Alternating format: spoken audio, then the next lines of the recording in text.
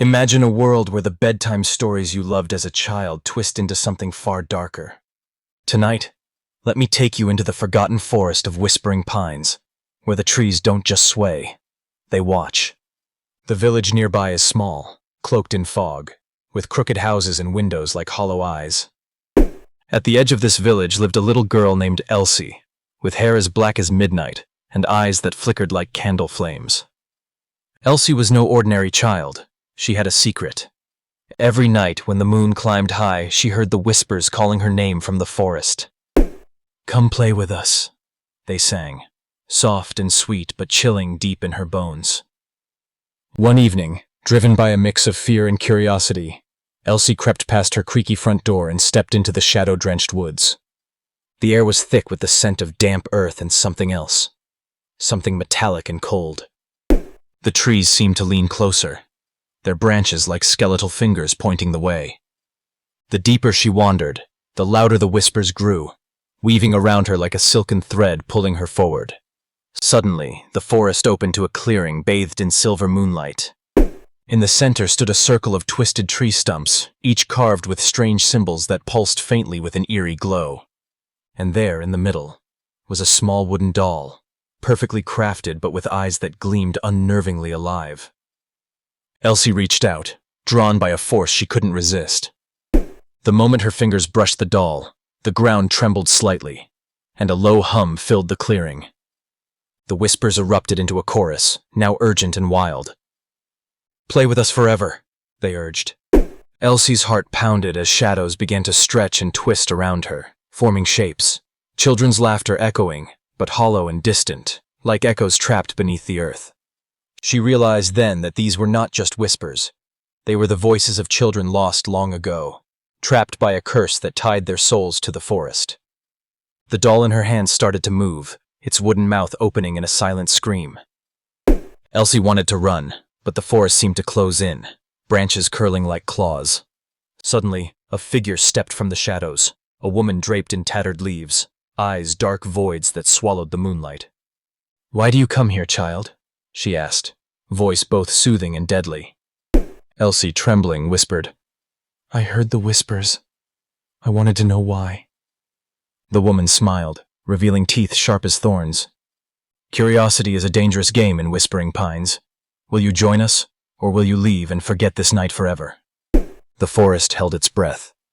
Elsie faced a choice: surrender to the haunting playmates and become a shadow in the woods, or fight to escape, risking that the whispers would never let her go. With a burst of courage, Elsie dropped the doll and ran, the whispers chasing her through the maze of trees. Behind her, the circle of stumps glowed brighter, the trapped children's voices rising in a chilling lullaby. She burst out of the forest just as dawn touched the sky, the whispers fading into silence.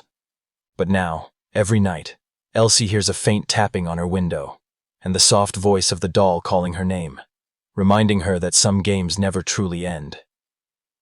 So next time you hear a whisper in the dark, remember the story of Elsie and the cursed forest. Because in the world of dark fairy tales, innocence can be the most dangerous thing of all. Yet this tale does not end with Elsie's escape. The forest of Whispering Pines is ancient, woven with secrets deeper than the roots of its oldest trees.